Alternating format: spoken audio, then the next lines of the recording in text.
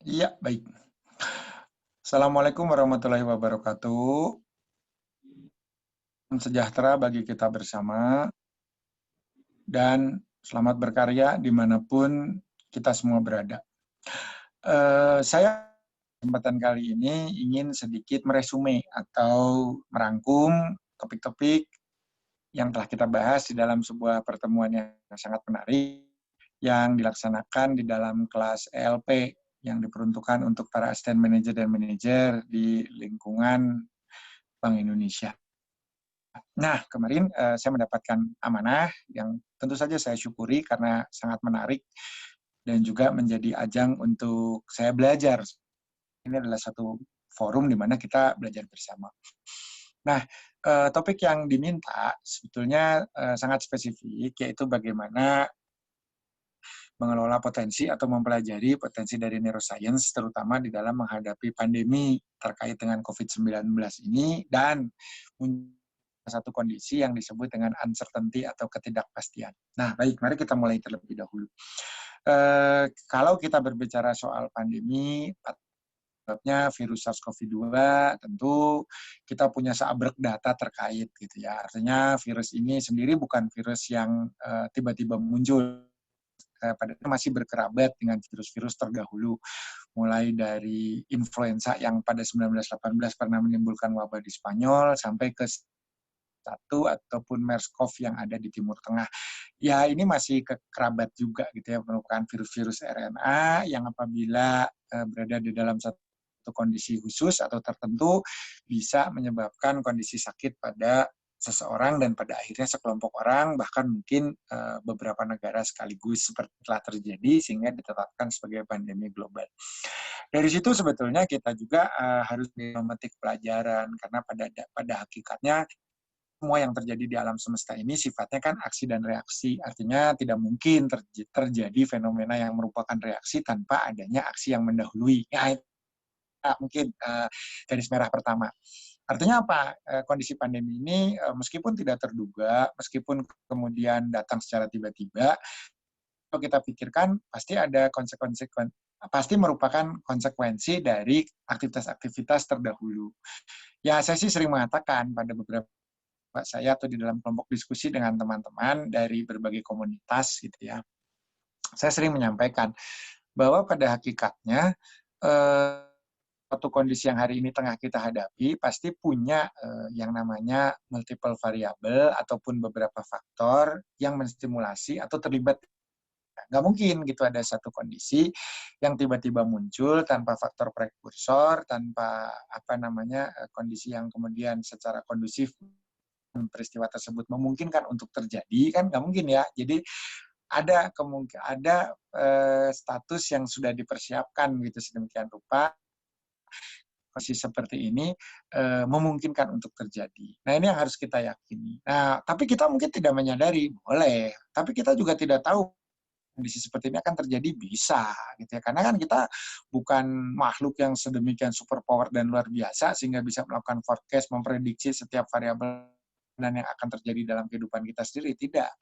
Justru saya mengkhawatirkan apabila kemampuan itu kemudian terinstalasi di dalam diri kita, hidup kita tuh tenang lagi. Kenapa? Karena kita jadi serba tahu berbagai kemungkinan, baik yang baik ataupun yang buruk gitu ya, pada beberapa peristiwa yang saat ini mungkin bahkan belum, kan kita stres sendiri gitu kalau berpikir skenario-skenario terhadap apa yang akan kita jalani di hari-hari kemudian gitu. Sehingga kita biasanya eh, punya satu ketakutan yang luar biasa karena kita sudah membangun berbagai kemungkinan yang karena faktor defense kita kemudian berusaha mempertahankan diri kita gitu dari berbagai ancaman, maka yang diidentifikasi pertama pasti ancamannya. Nah, sehingga akan terjadi akumulasi pengetahuan ancaman. Dia makin nggak bisa tidur.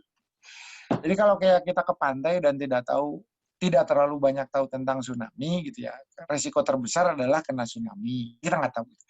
Tetapi sebaliknya ketika kita punya data yang sangat komprehensif gitu tentang tsunami, ya, kemungkinan besar kita nggak akan datang ke pantai. Karena apa? Ya kita hampir semua melihat bahwa yang namanya data potensi itu mungkin bisa berada di mana saja. Faktor-faktor yang mempengaruhi ya bisa ada di mana saja, di pantai selatan Jogja, di Pangandaran, di Cilacap, di daerah pantai barat Sumatera, ada gitu. Dan karena sifat yang tidak bisa diprediksi, misalkan terkait waktu dan sebagainya, ya juga kita nggak bisa memastikan bahwa kedatangan kita ke sebuah tempat itu pasti akan selamat. Gitu. Karena kan kita nggak tahu apa yang terjadi di luar Bali yang kita pahami kan terlampau jauh cara berpikirnya kalau dengan demikian. Nah, karena terlalu banyak variabel yang harus kita hitung. Nah, maka orang bisa saja menjadi pribadi yang parno, jadi pribadi yang adaptif, tentu saja adaptif dengan catatan, memiliki cukup persiapan, termasuk di dalamnya pengetahuan. Ya, ini mungkin yang dimaksud dengan kondisi yang akan kita hadapi. Seperti diskusi-diskusi terdahulu juga tidak terlampau menyetujui apabila ini kita ingin kita namakan dengan ini normalitas baru. Kalau menurut saya, ketika ada hal-hal baik yang dikerjakan, hal-hal baik itu juga sudah tua, sudah lama, seiring dengan peradaban manusia. Orang diminta bersih supaya sehat. Itu kan bukan paradigma baru ya. Itu paradigma di mana orang sudah melihat bahwa dari tingkat higienis sanitasi kebersihan pribadi itu punya korelasi dengan kerentanan terhadap penyakit bersumber patogen menular. Kan logika saja. Jadi artinya ketika kita bisa tampil secara proporsional, mempertahankan kondisi existing di dalam tubuh kita, lingkungan internal yang baik, dengan pengkondisian lingkungan eksternal yang baik, dan kita mampu menjalin sebuah jembatan adaptif yang mengedepankan nilai-nilai kebaikan sebagai pihak, ya kita insya Allah selamat kan kira-kira gitu. Ya. Tapi kalau misalnya kita gagal kelola di salah satu sisi, ya bisa saja sampai menimbulkan bencana. Simpelnya juga artinya tadi, kita berhubungan dengan lingkungan. Kitanya bisa mengerti siapa kita dan apa yang menjadi kebutuhan kita.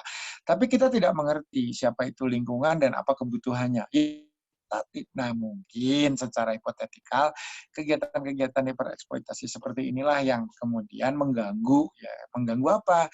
Mengganggu kualitas, mengganggu keberadaan dari sentori-sentori atau tempat-tempat deposit di mana patogen-patogen virus ataupun bakteri yang semula tenang gitu ada di berbagai sudut semesta gitu, tiba-tiba karena fungsi lingkungan rantai makanan dan juga misalkan bioma tempat di mana hidupnya itu terganggu, ya otomatis harus mempertahankan. Sehingga kalau menurut saya ini adalah bagian dari survival tools juga, bagaimana cara setiap makhluk untuk beradaptasi dengan kondisi-kondisi kehidupan baru. Kenapa kehidupan itu sebenarnya tanpa kita declare juga kehidupan pasti baru. Gitu. Even 1 menit yang lalu saya bukan 1 menit yang sekarang kan gitu. Saya ini sesuatu yang baru. Sama kan Bapak dari tadi di timeline itu pakai helm merah ngomongnya gitu. Tapi apa benar-benar sama? Ya misalnya sekarang jam berapa sih? 10 misalkan 10.49 dan kita berbicara di 10.52. Apakah 10.52 itu otentik sama dengan 10.49? Tidak. Kita pasti sudah ada perubahan, baik itu perubahan posisi, baik itu sel, baik itu perubahan berbagai materi yang kemudian ada di sekitar kita, baik itu perubahan geofisika, klimatologi, you name it, semuanya pasti punya satu kesamaan, yaitu berubah. Nah, maka kalau saya melihat persoalan pandemi dan kemampuan neuroscience dalam beradaptasi, dapat bergantung kepada beberapa sistem yang memang merupakan fungsi dari neuroscience. Misalkan otak manusia dan manusianya itu mampu mengembangkan proses resiliensi atau kelembaman, kelenturan, sehingga kemudian mampu beradaptasi dan mencari solusi. Ya kan kalau kita udah stres lalu tidak bisa mencari solusi, panjang stres. Kenapa? Kita berada di suatu daerah yang sudah masuk di dalam kategori misalkan relatif rawan. Apa yang harus dikerjakan? Tentu upaya-upaya mitigatif ya. Kalau misalnya something hebat atau terjadi, ya kita mau ngapain? Apakah kita mau bertahan di rumah, ataukah kita mau mengikuti proses evakuasi? Evakuasinya mau yang kemana? Karena jalurnya pun ada ya mungkin secara rasional lakukan suatu proses evaluasi mana sesungguhnya yang paling sesuai dengan kebutuhan kita saat ini. Nah itu kan mensyukuri dalam proses, bukan sekedar menghindari. Ya meskipun di dalam konteks yang lainnya pun akan ada beberapa opsi, ya bisa saja seperti orang tinggal di rumah, produktivitas untuk berkarya gitu. Nah itu pilihan. Tetapi ketika ada orang yang juga ingin membantu memotong perkembangan transmisi virus supaya pandemi ini nilainya bisa ditekan, tapi dia punya kewajiban gitu untuk melakukan hal-hal pekerjaan yang bersifat fisik, misalkan penjaga pintu air saja gitu. Yang nggak mungkin kan selama ini kan bangunan air di Indonesia ada sih yang sudah canggih, saya pernah melihat, tetapi kan sebagian terbesar manual. Kecanggihannya itu adalah mungkin membroadcast pesan lewat WA, itu tolong buka pintu di daerah keturunan dan sebagainya seperti itu. Nah, kondisi-kondisi mereka yang harus berjuang ini kan juga semestinya harus kita menjadikan perhatian. Nah, salah satu kata kunci di sistem imunitasnya juga. Jadi kalau misalkan orang ini tidak happy, orang ini tertekan, orang ini kemudian punya harapan yang nggak kesampaian, nah ini bisa menjadi berbahaya bagi yang bersangkutan pun usianya masih berada di ambang batas yang diperkenankan. Tapi ini kan hanya acuan data ya, bahwa gender, usia, dan juga berbagai penyakit penyerta itu adalah bagian dari faktor komorbid. Tetapi apakah tidak bisa, misalkan umur berada dalam rentang itu, kemudian mengalami infeksi dan sakit juga? Ya bisa saja, karena yang namanya penyakit itu, sekali lagi saya ingin kembali pada teori uncertainty, bahwa segenap daya dan upaya dengan mengerahkan hampir seluruh potensi yang dimiliki, artinya potensinya udah mau itu hasil akhirnya akan tetap di 50%. Karena inilah fatsun tentang yang namanya opportunity ataupun kesempatan yang ada di alam semesta yang telah diciptakan oleh Allah Subhanahu wa taala. Jadi ada penentunya yang kemudian menjadi hak prerogatif gitu. Jadi ini yang membuat kita ketika bersinggungan dan berkonjugasi dengan sistem terlalu kaget, tidak terlalu gumun. Kenapa kok ada misalkan ya kebo warnanya pink atau ungu gitu ya. Terlepas bahwa itu dicat itu menggunakan software dan sebagainya, tetapi ini menjadi curiosity karena pengalaman dan pengetahuan kita mengatakan kerbau dan sapi itu biasanya warnanya putih, hitam, atau maksimal juga abu-abu, coklat ataupun coklat muda. Hanya itu. Nah, ini yang kemudian membuat kita berpikir bahwa pada hakikatnya kita perlu menyelaraskan apa itu yang disebut dengan potensi neuroscience yang melekat pada diri kita. Kita kemarin sudah sempat bahas juga bahwa batang otak itu punya tugas untuk mempertahankan kehidupan sehingga mengaku data yang berasal dari lingkungan internal dipadupadankan dengan data yang datang dari lingkungan eksternal melalui indrawi atau sistem sensoris, lalu tentu saja diproses. Nah, proses kemudian ada merge dari berbagai data tersebut di talamus yang juga bisa berhubungan dengan hipotalamus sebagai the mother of glands dari tubuh kita. Lalu bisa kemudian kita kirim ke struktur subkortikal. Tujuannya apa? Supaya bisa diolah dan dikirimkan ke pusat-pusat pengambilan keputusan setelah sebelumnya diverifikasi, divalidasi, dan kemudian mendapatkan kesempatan untuk diwujudkan di dalam rencana aksi itu. Jadi kira-kira ada tahapan-tahapannya seperti itu. Gitu. Nah, maka di bagian tengah ini yang juga menurut saya krusial, karena tadi sudah mengolah data dari berbagai indera, juga dari internal tubuh, lalu kemudian harus muncul preferensi atau kesukaan atau keinginan. Adanya di struktur kortikal yang disebut ventral tegmental area dan nukleus accumbens. Ini sangat teknis sih sebenarnya. Terus kemudian apabila lanjutkan lagi, setelah proses fase pengambilan keputusan itu, kita juga akan tidak hanya melakukan rencana aksi, melainkan juga mengimplementasi gitu ya. Dan implementasi itu kemudian kita bisa evaluasi hasilnya seperti apa, apakah metode yang kita pergunakan sudah sesuai dengan harapan yang di lapangan, penyelesaian kasusnya cocok nggak dengan apa yang kita propose untuk tools yang untuk menyelesaikannya. Nah, ini kan juga sebuah pengalaman yang luar biasa ketika seolah-olah itu adalah terminologi di sebuah organisasi, tetapi pada hakikatnya juga bisa kita terapkan dalam kehidupan pribadi. Kita akan melaksanakan sebuah program berdasarkan SWOT, SWOT itu ya, Strength, Weakness, Opportunity, Trait yang terdapat di Boston Consultative Group CG yang kita modifikasi, ya kita lihatlah keunggulan kita kalau pergi apa, enggak itu apa. Nah ini kita sekarang saya kira kembali sekali lagi bukan sekedar masuk kondisi baru, tetapi adaptasi kebiasaan baik. Ingat ya, ini bukan juga adaptasi kebiasaan baru, karena sebetulnya cuci tangan emangnya dari kecil nggak pernah diajarin, pernah. Tetapi kita adaptasi kebiasaan baru, di mana kebiasaan lama kita revitalisasi sesuai custom gitu dengan kebutuhan hari ini. Nah, baik. Itu kira-kira sepintas. Lalu apa? Tadi bertahan itu resiliensi daya luntur. Tetapi kadang resiliensi itu bertuburkan juga dengan yang namanya resistensi. Kita ingin lentur di satu sisi, tapi sisi lain menolak. Ya itu kan namanya manusia ya, polaritas itu senantiasa terjadi. Otak manusia itu berpikir secara diagramatis juga, lalu kemudian ada pilihan juga gitu. Jadi artinya hitung-hitungan logika matematikanya juga harus bekerja. Misalkan kalau saya memilih A, apa yang bisa saya dapatkan? Dan profit apa yang saya dapatkan? Kalau saya milih B apa? Kalau saya di tengah itu apa?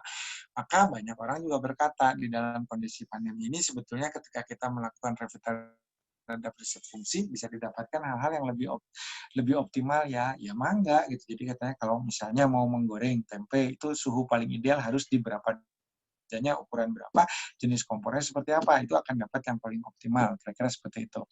Nah, kalau kita melihat cara berpikir seperti itu, mulai dari hal yang kalau kita memulai kegiatan misalkan progresi tadi seperti kami menyiapkan beberapa alat yang mungkin bisa didapatkan oleh pihak ketiga melaksanakan sebuah proses pembersihan diri masing-masing. Itu kan sebaiknya ketika orang membutuhkan dan ingin menitipkan, katakanlah, coba dong tolong dibikin, kita lihat komponen satu persatu. Sebenarnya kebutuhannya berapa sih, ini harganya berapa, dan kemudian ketika dirakit berapa, SDM yang diperlukan berapa. Itu kan yang sebetulnya adalah data objektif gitu, yang kemudian bisa terukur dengan sangat sistematis. Tetapi kesulitannya adalah sebagian terbesar sumber data primer kita itu pasti bersifatnya verbal, lisan, budaya tutur. Karena memang harus kita akui, meskipun kita memiliki Surek Lagaligo yang sudah berabad-abad dan menceritakan tentang perjalanan hidup manusia dari seorang pangeran anak raja menjadi, katakanlah, mendapatkan pencerahan sebagai pemuka agama. Nah, seperti itu. Nah, ini adalah hal di mana kita melihat proses itu terjadi gitu ya, bahwa di dalamnya ada ilmu yang bisa kita dapatkan tadi, apalagi terus kalau apabila kita tadi juga tidak hanya melihat hubungan dari luar ke dalam, tapi juga dari luar, ada motivasi terkait dengan pengetahuan bahwa apa yang kita kerjakan itu akan memberikan benefit apabila ada satu persyarat yang dijalankan. Samalah orang ingin jantung sehat, ingin saluran cerna sehat, orang ingin ginjal sehat. Kenapa yang disarankan itu lari, misalkan 10K atau 5 kilometers. Nah, itu sebenarnya adalah satu upaya yang sangat konstruktif untuk sih bahwa apapun yang saya kerjakan hari ini dengan niat yang tulus, semoga dapat menjadi bagian dari modal awal untuk meraih kebahagiaan dalam mengisi ruang waktu seiring dengan usia yang berjalan. Dan itu memerlukan yang tadi saya sebutkan, resistensi, resiliensi, dan memperhatikan benar yang namanya polarisasi. Tapi tiga dulu saja.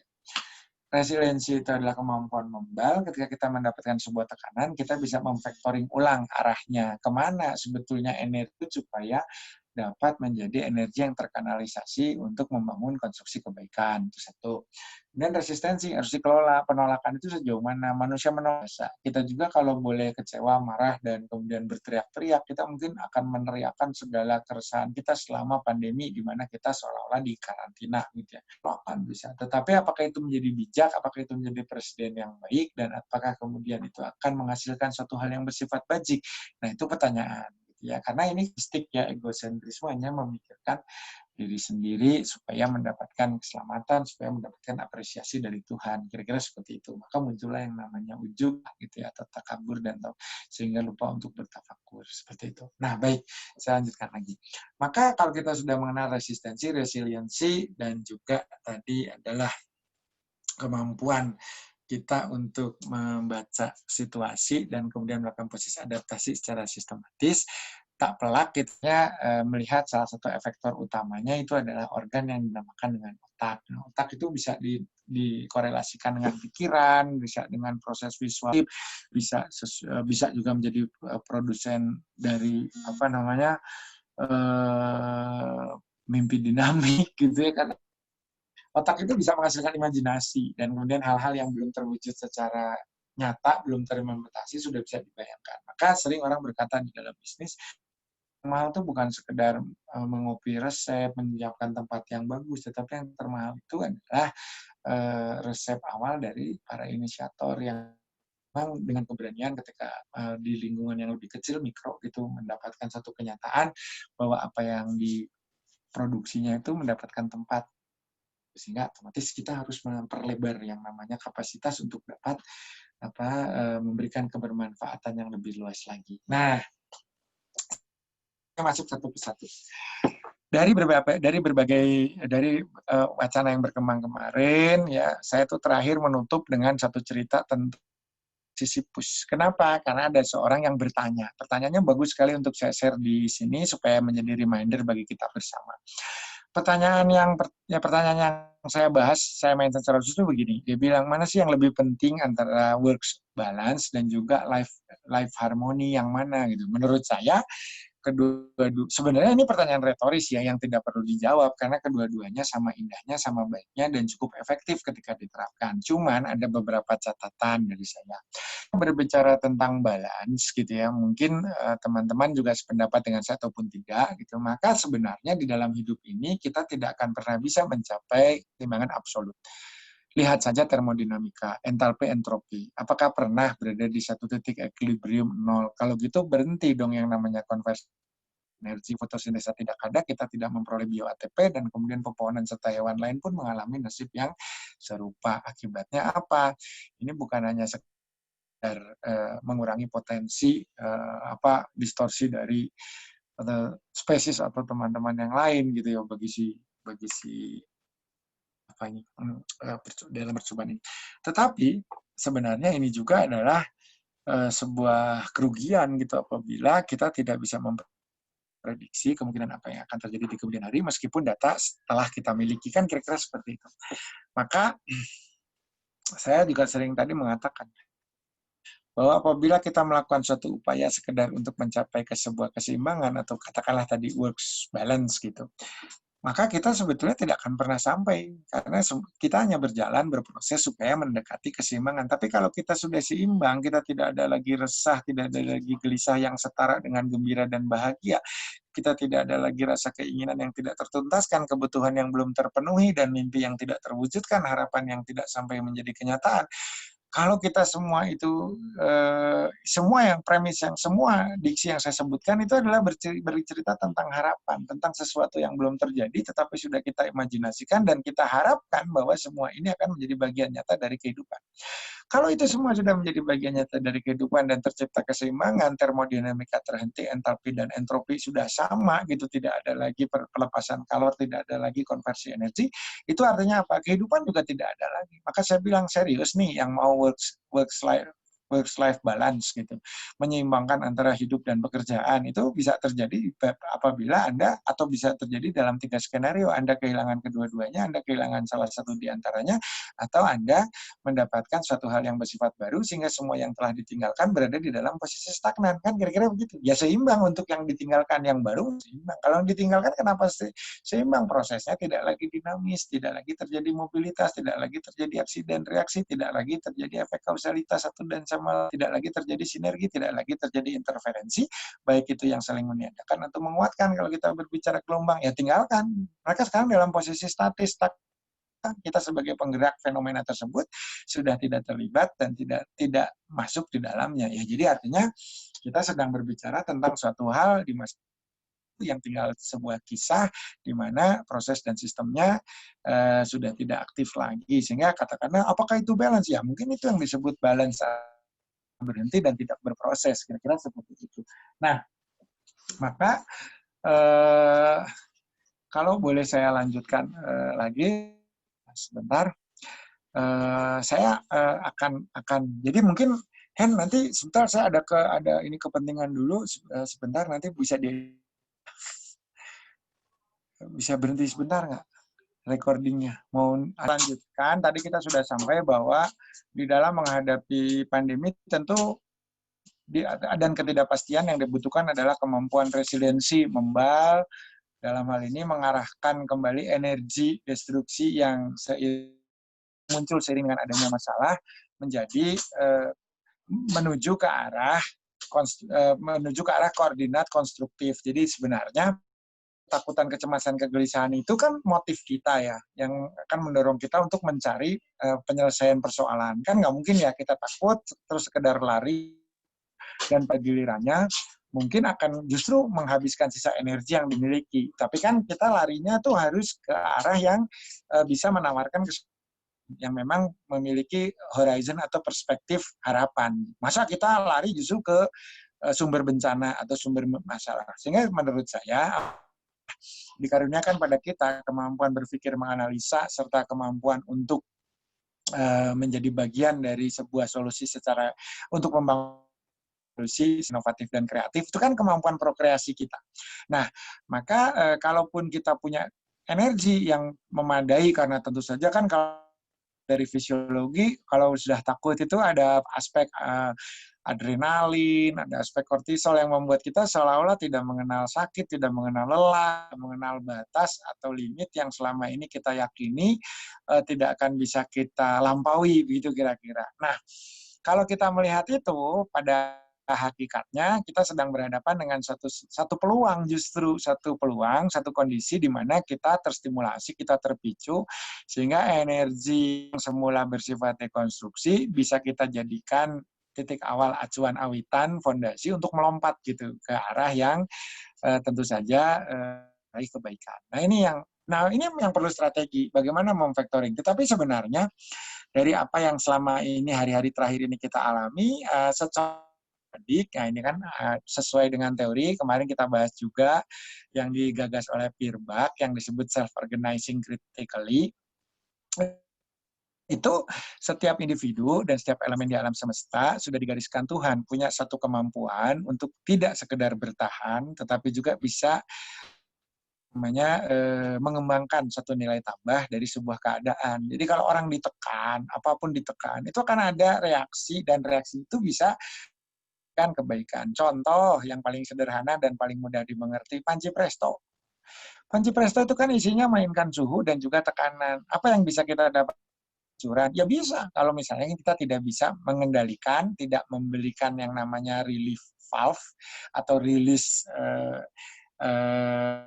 mekanisme gitu ya. Relief ataupun release valve ini katup yang mengatur pelepasan ataupun pengurangan tekanan itu diperlukan apabila sebagai bagian dari fungsi kontrol. Kalau tekanan itu tidak bisa kita atur, ya nggak beleduk, cek urang Sundana, bledos kata wong Jawane gitu ya, akan terjadi satu titik kritis yang terlampaui, yang tidak bisa lagi ditoleransi secara konstruksi. Nah, maka kita punya satu kemampuan konteks prokreasi ini, yaitu mengatur, kan mengkreasikan sesuatu yang maujud di dalam proses kontrol atau kemampuan untuk melakukan satu proses kendali. Nah, kemampuan kita mengendalikan tekanan ini akan menghasilkan kebaikan. Contoh panci presto, ini filsafat panci presto nih.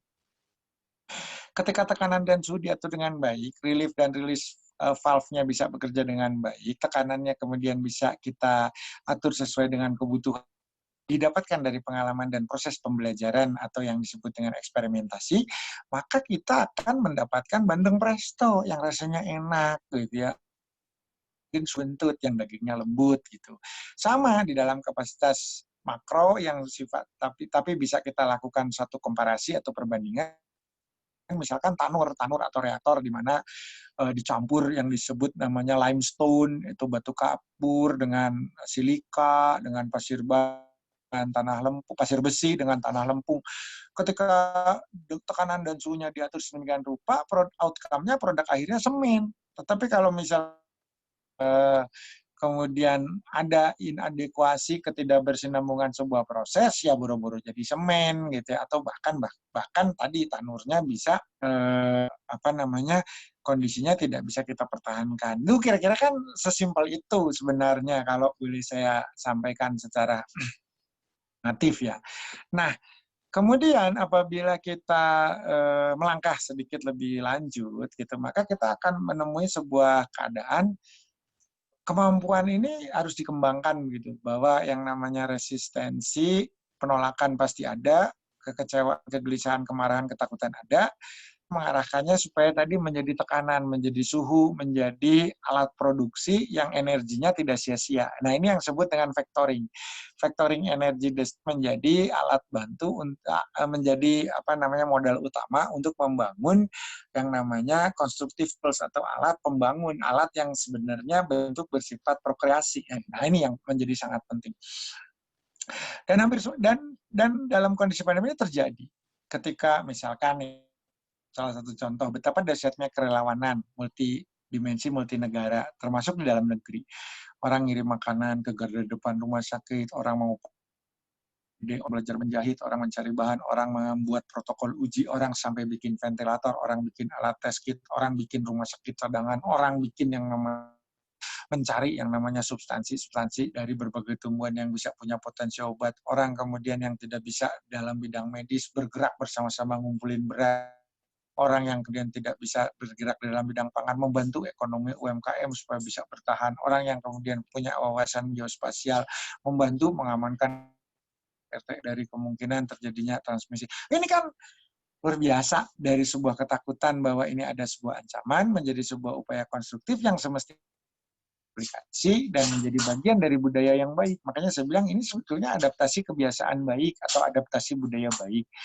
Kalau dikatakan new normal, sebetulnya mana yang tidak new gitu, karena setiap saat kita senantiasa pribadi baru. Anda, saya, kita semua alam semesta terkena terkena konstan. Yang bersifat konstan itu adalah delta T. Lucu ya, perubahan tapi konstan. Ya iya, karena kenapa saya katakan konstantannya delta T, dan ini menyalahi akidah matematika.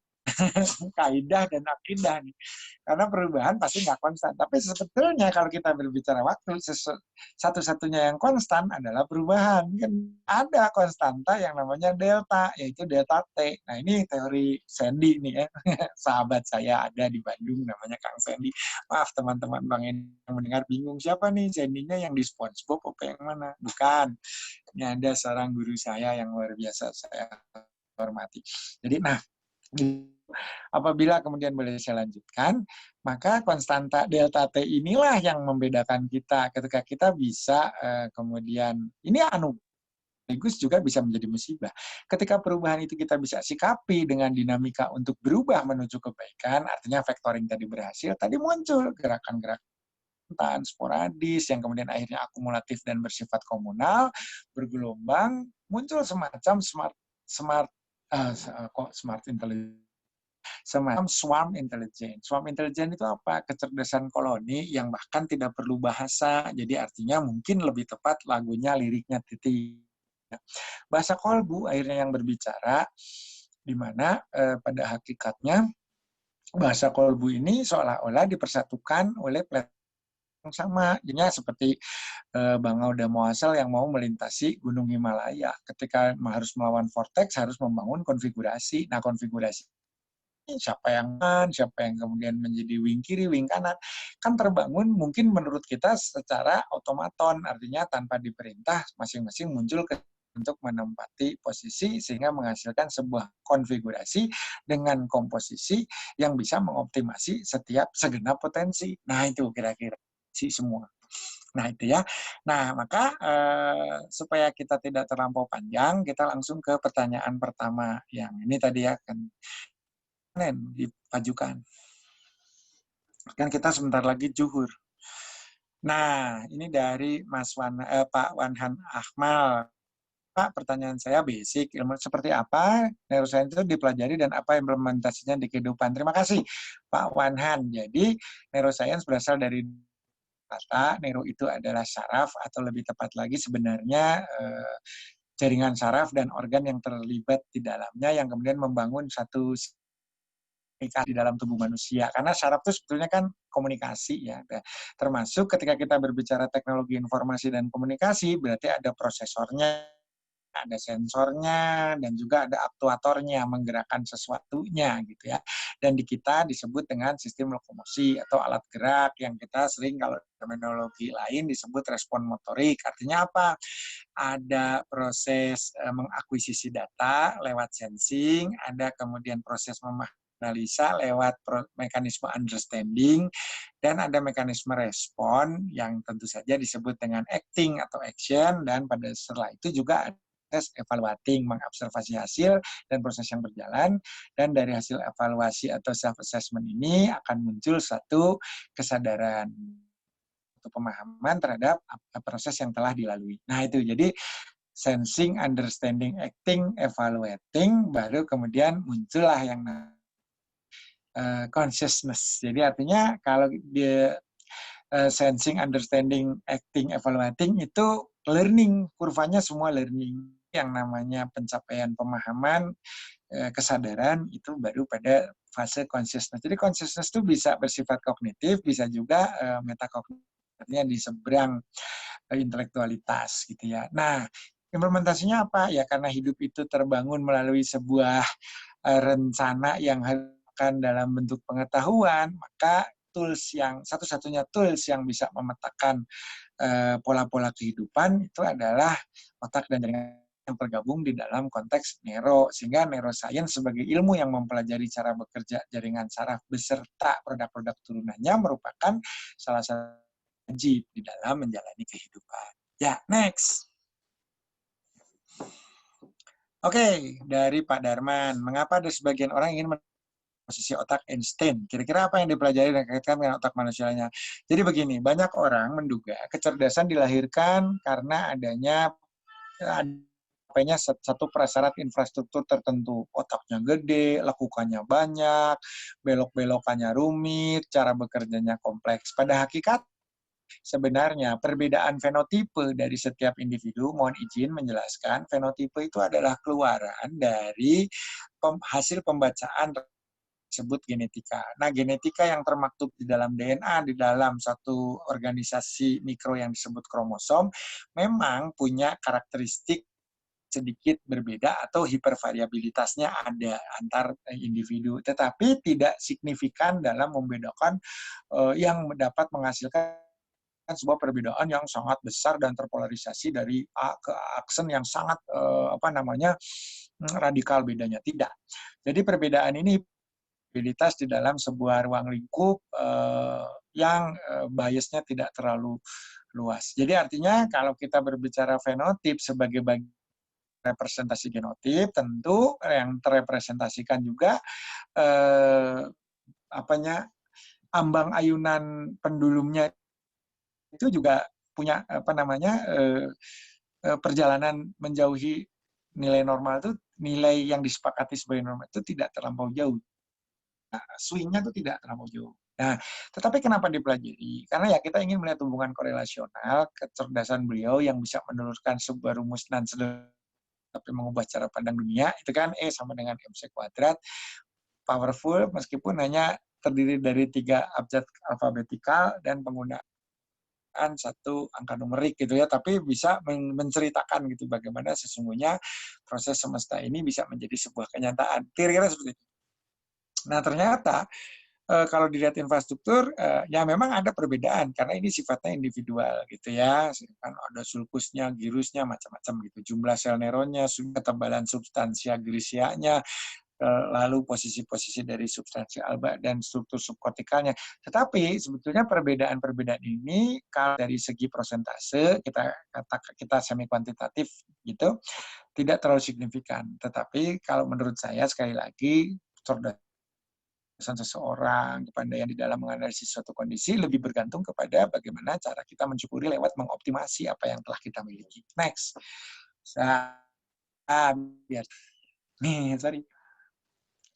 Selanjutnya Pak Admin. Pak Endang atau Pak Endang ya. Pak Tohid, banyak orang sangat kreatif, tetapi ada juga orang yang sulit menjadi kreatif. Apa yang mereka sebut dan apa? Ya betul. Jadi kreatif itu fitrah Bapak atau Ibu, saya nggak tahu nih, mohon izin ya, kira-kira begitu. Kreatif itu adalah fitrah. Karena apa? Karena kita ini salah satunya dikaruniai kemampuan untuk mengembangkan fungsi imajinasi. Fungsi imajinasi itu apa sih, Bapak Ibu? Imajinasi itu adalah satu kemampuan kita untuk mengakumulasi berbagai data yang kita bangun dari asupan-asupan sensoris, dari mata, telinga, kulit, lidah, dan sebagainya. Itu data semuanya. Lalu kita akumulasikan, kita beri pembobotan sesuai dengan kapasitas masing-masing dalam faktor pengaruh, kita beri kerangka gitu ya, kita beri frame gitu. Frame itu datangnya dari mana? Tentu saja dari proses memori yang dihasilkan dari pelajaran dan pengalaman. Jadi dari learning dan experiential. Jadi experiential learning itu kemudian akan menjadi memori yang kemudian itu terbagi ya, ada memori yang bersifat prosedural apabila itu terkait dengan skill dan keterampilan yang perlu pengulangan satu aktivitas yang tadi kita latihkan, atau mungkin juga ini adalah hal yang bersifat retrieval atau recalling gitu ya, terutama terkait dengan pengetahuan yang itu terbakukan, jadi misalnya buku ataupun rumus gitu ya. Nah, atau juga barangkali bisa menjadi kearifan. Kearifan itu ya tidak kita katakan sebagai memori baku ataupun prosedural, karena ini adalah kewaskitaan di dalam menyikapi berbagai kondisi yang dinamikanya tidak bisa diprediksi. Kira-kira seperti itu kan. bisa berubah, tetapi kemampuan kita untuk mengekstraksi berbagai perubahan yang menghasilkan data baru, nah ini adalah satu kearifan gitu ya. Nah, maka kreativitas ini antara lain karena kita bisa melahirkan gagasan, melahirkan ide, melahirkan yang namanya suatu rencana aksi untuk ya bisa merupakan sebuah solusi, bisa saja merupakan sebuah ekspresi gitu. Kalau seni kan mungkin bukan sekedar solusi, tapi ekspresi. Bagaimana kemudian ketika kita bisa memadankan nada sehingga menghasilkan harmoni di dalam sebuah simfoni yang terorkestrasi, maka sebenarnya kita sedang mengoptimasi potensi, termasuk di dalamnya namanya rasa, mengasah yang namanya estetika, kurang lebih seperti itu. Nah, maka apabila melihat bahwa pada dasarnya perjalanan hidup kita itu terdiri dari berbagai rangkaian dan juga cobaan dan juga di beberapa kesempatan diberi ya dalam tanda petik hambatan untuk agar kita semakin terkuatkan, maka imajinasi itu membantu kita membayangkan future thinking itu apa yang kemudian bisa kita lakukan apabila sedang berada di dalam sebuah situasi dengan banyak ketidakmungkinan. Itu kan imajinasi kita berjalan. Makanya orang berimajinasi di hal-hal yang nggak mungkin. Gitu. Tetapi pada akhirnya sesuatu yang semula tidak mungkin itu bisa menjadi sebuah kenyataan. Gitu. Jadi artinya tetap punya kemungkinan. Jadi yang uncertainty yang kita sebutkan itu, kita punya 50% membangun konstruksi, 50%-nya berharap ini diizinkan, maka terjadi. Ini yang namanya diridhoi. Kan itu kira-kira. Jadi ini penting sekali. Nah, pertanyaan berikutnya. Mengubah setidaknya mempengaruhi kerja otak, betul. Mendengarkan musik belum tentu, iya. Apakah ini ada hubungannya quantum state? Betul. Quantum kita miliki di dalam otak kita itu adalah bahwa kita berada di dalam sebuah posisi dalam tingkat ketidakpastian terukur 50%. Jadi 50% bisa ke kanan, di sana ada pilihan 01, di satunya lagi ada pilihan 1 dan 0. Kita itu sebelum mengeksekusi, sebelum kemudian menjadi pengalaman empiris yang menjadi evidence, kita tidak bisa mendeklar bahwa kita sudah mengetahui sesuatu. Jadi artinya fungsi observasi hanya mengobserv, memberikan simpulan amatan, tetapi bukan simpulan pengalaman. Ini kan berbeda ya antara conclusion based on evidence ataupun experience dengan berdasar observation. Nah, ketika kita ini saat ini menjadi pengobservasi, maka kita sebetulnya tidak punya teori, hanya punya hipotesa. Ya, hipotesa yang nanti dibuktikan melalui sebuah proses eksperimentasi. Artinya apa? Ada evidence dan ada experience yang itu. Apakah banyak variabel yang bisa mempengaruhi itu? Benar. Jadi, nah, ketika quantum state kita berada di tempat itu dan mendapatkan stimulus untuk melakukan aksi sehingga menanggalkan kata rencana. Kan semula kan rencana aksi. Ketika sudah dieksekusi kan berarti aksinya saja, rencananya sudah ketinggalan. Kita melakukan pilihan dan nanti kita bisa evaluasi apakah pilihan kita itu punya signifikansi terhadap perubahan yang kita rasakan. Jadi itu kira-kira. Please, lanjut. Pak, izin bertanya. Dalam dunia kedokteran, multiple personality disorder, ya, apa yang terjadi selama ini seperti digambarkan dalam film, mempengaruhi bentuk fisik? Ya, betul. Jadi pertanyaan ini sebenarnya kompleks. Multiplicity itu sebenarnya secara umum juga terjadi di dalam komunitas. Kan kita berbeda-beda. Tetapi ketika perbedaan itu ada di dalam hidup, berarti kita melihat kemungkinan besar terjadinya distorsi tentang values, nilai apa yang sebenarnya kita yakini representasi dari diri kita. Kenapa ini bisa terjadi? Karena pada dasarnya, sebagaimana sering saya bahas di forum lain, mungkinnya mohon izin, jadi saya jelaskan sedikit. Manusia itu pada dasarnya adalah makhluk, satu-satunya makhluk yang tidak bisa melihat dan juga menilai dirinya sendiri. Kita berkaca sekalipun yang kita lihat itu hanya pantulan foton, paket kuanta berupa cahaya yang terkonfigurasi menjadi semacam bentuk yang tercipta karena kita merefleksikan itu ke kaca. Tapi kita bukan itu kita. Gitu. Itu hanya sekedar gambaran yang turunan gitu ya, sehingga pasti sudah pasti ada yang namanya faktor distorsi sehingga sulit untuk mengatakan 100% autentifikasi. Nah, jadi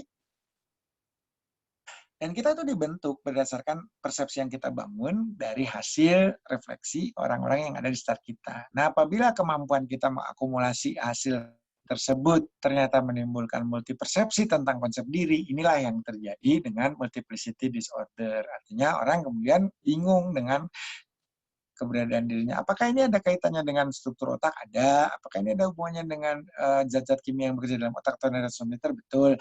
Ini penyakit atau cobaan? Ya, penyakit itu kan bisa datang dalam bentuk kondisi patologis yang merupakan cobaan untuk dijalani, diikhlaskan, menguji kesabaran, dan juga menjadi ladang amal bagi orang di sekitar kita untuk makan ruang, untuk saling memahami, mengerti, dan berbagi. Jadi kesalahan codingnya bisa terjadi pada saat kita menerima begitu banyak nilai-nilai reflektif yang kemudian kembali ke kita dan kita mengelompokkannya tidak terintegrasi di dalam satu konsep individu, melainkan kita seolah-olah punya lapis-lapis kepribadian. Ini yang disebut dengan multiplicity. Tetapi ada juga otak yang memang ada silo-silonya, sekat-sekatnya. Ketika menerima data tentang kita, itu berdasarkan sekat-sekat itu kita seolah terpisah sehingga kita menjadi pribadi-pribadi parsial gitu yang tidak utuh. Nah, jiwa-jiwa yang tidak utuh lah inilah yang kemudian mengeluarkan multiplicity disorder. Next. Oh, ini udah di next ya. Karena masa depan ketidakpastian akan membuat orang bergiat dan berusaha baik. Betul. Jadi pendapat saya sama dan setuju sekali dengan Bapak Sakti. Karena uncertainty itu seperti juga ilmu termodinamika. Kalau yang namanya entalpi entropi sudah mencapai titik keseimbangan, tidak ada lagi konversi energi, tidak ada lagi yang namanya konsumsi kalori, tidak ada lagi yang namanya motion atau gerak, tidak ada lagi yang namanya proses aksi dan reaksi. Artinya ketika ada ketidakpastian, kita akan senantiasa berusaha untuk mendekati kepastian. Prosesnya kemarin kita cerita, contohnya dari filosofi atau mitologi gitu ya, yang diangkat oleh Albert Camus, benar ya, maafkan saya kalau keliru gitu ya, menjadi sebuah cerita legend, yaitu yang bercerita tentang anak raja, anak dewa yang bernama Sisyphus gitu. Nah, Sisyphus ini kalau kita perhatikan gitu, ya sebenarnya mirip sekali dengan apa yang kita alami di dalam, ya benar Albert Camus, barusan saya cek juga, mirip sekali dengan kehidupan kita, di mana Sisyphus ini seolah-olah terus berproses tanpa hasil dan mungkin sebagian dari kita akan mengatakan dia bodoh gitu. Kenapa? Dia mau mendorong sebuah batu naik gunung, dia tahu puncaknya itu hanya punya tempat datar sangat terbatas gitu ya, dan kemudian batu itu akan menggelinding lagi ke sisi lereng sebelahnya dan dia dorong lagi. Artinya apa? Kebahagiaannya terletak pada menjalani proses, meskipun ketika di puncak kebahagiaan dia tahu bahwa akan ada lembah yang telah menanti, akan ada tebing terjal yang siap untuk dijalani. Jadi saya kira ketika ada ketidakpastian di dalam menjalani sebuah proses, kita jauh lebih keras untuk mendekatkan diri pada sebuah kepastian, meskipun di penghujungnya barangkali yang akan kita hadapi adalah lapis ketidakpastian berikutnya. Tetapi ketika kita beri proses dan menjalaninya dengan ikhlas, disitulah kebahagiaan pada hakikatnya, di mana kita seolah-olah mampu mendeklarasi sebagai seorang individu integritas di dalam menjalankan sebuah nilai yang menjadi sebuah keyakinan. Ini kan bukan sekedar persoalan benar atau salah, bukan sekedar persoalan bahwa yang dikerjakan itu tetap persoalan benefit dan profit itu kembali. Kalau kita merasa prosesnya ini melatih kita sehingga menjadi individu yang tidak mudah berkeluh kesah dan berputus asa, apa hubungannya dengan hasil akhir gitu ya. Bahkan ketika sambil naik bisa menikmati hutan pinus, ketika sambil turun bisa menikmati ngarai yang ada batang sungai dan airnya. Itu sendiri sudah satu hal yang bersifat intangible. Jadi maka benar saya Pak Samsul, ketika ada ketidakpastian dan sebelum pandemi pun kita hidup di dalam ketidakpastian, satu-satunya yang pasti bagi manusia yang hidup itu adalah mati, kan gitu kira-kira. Ya kita akan terus mendorong proses berprestasi, mendorong proses untuk inovasi, dan akhirnya menjadi makhluk yang prokreasi. Oke, ada bab adaptasi, silakan. Nah, faktor dari Bu Susanti Purwaningdia, Pak Toyid, faktor apa yang mempengaruhi daya adaptasi seorang, mengapa daya adaptasi berbeda? Betul, ini yang disebut dengan resiliensi atau kemampuan daya membal. Ya, ini dibentuk oleh yang namanya proses belajar, proses mengolah pengalaman, dan proses kemudian mengakumulasi dan mengklasifikasi dan mengklarifikasi memori. Artinya ada orang-orang yang kemudian fast learning di dalam kondisi tertentu karena mungkin ya suatu tekanan yang teramat hebat yang bersifat traumatik dalam satu kondisi, sehingga awareness-nya juga tinggi. Misalkan, teman-teman yang pernah mengalami bencana di 2024 di sepanjang pesisir Banda Aceh di sisi barat, misalkan tahu betapa tsunami itu meluluh lantakkan semua sendi kehidupan, ini begitu aware, begitu peka dan sensitif terhadap berbagai tanda yang kira-kira kalau dari segi keilmuan dapat dikorelasikan dengan munculnya prekursor bencana. Gitu. Sistem juga demikian. Apabila kita sudah ajari dengan dataset berulang-ulang, dengan kompleksitas persoalan pola yang gitu ya, maka begitu mendapatkan satu stimulus sedikit aja begitu tentang satu dan lain hal yang terkait, cepat sekali melakukan proses analisis dan memberikan hasil. Apa? Adaptasi kita juga amat bergantung kepada kondisi internal kita, pengalaman pribadi kita, kemampuan kita di dalam mengelola berbagai persoalan, pola-pola interaksi kita dengan lingkungan, dengan sesama, dengan keluarga, dengan rekan kerja. Dan ini semuanya adalah proses triado, maka saya sering mengatakan pada dasarnya setiap manusia itu punya kesempatan untuk belajar kapanpun dan di mana saja. Nah, sehingga adaptasi seseorang ini juga dipengaruhi kondisi existing, jadi bukan hanya kondisi internal existing. Orang yang sudah mengalami banyak sekali tekanan, ini dalam teori Pak Habibie yang kemarin sempat kita bahas juga ya, itu meskipun didesain dengan bahan yang sudah teramat canggih gitu ya, dengan fiber komposit, dengan menggunakan teknologi alloy, tetap aja kok dihitung yang namanya crack propagation ketika berhadapan dengan fatigue. Kenapa? Karena ada tekanan yang bersifat fluktuatif dinamis, ada yang namanya life cycle dari sebuah materi, toh tidak ada yang abadi di dunia ini. Maka tetap harus dihitung kapan dia akan mengalami keretakan atau crack karena dia kelelahan. Nah, kalau sudah lelah banget tiba-tiba ditimpa lagi satu masalah, kan hasilnya menjadi lebih lambat. Kenapa? Seperti kita mengisi air ke sebuah tempayan yang sudah bocor, ya keluar terus. Nah, tetapi apabila kemudian kebocoran itu berguna dalam sebuah cerita seorang nenek yang berdialog dengan tempayannya gitu, ternyata yang bocor tuh nggak dibuang. Kenapa? Justru dibawa terus gitu bersama dengan yang sempurna ke pengambilan air. Karena ketika pulang dia bisa yang tempayan bocor itu punya daya guna, bisa menyiram tanaman yang benihnya sudah disebar oleh si nenek di sepanjang jalan setapak.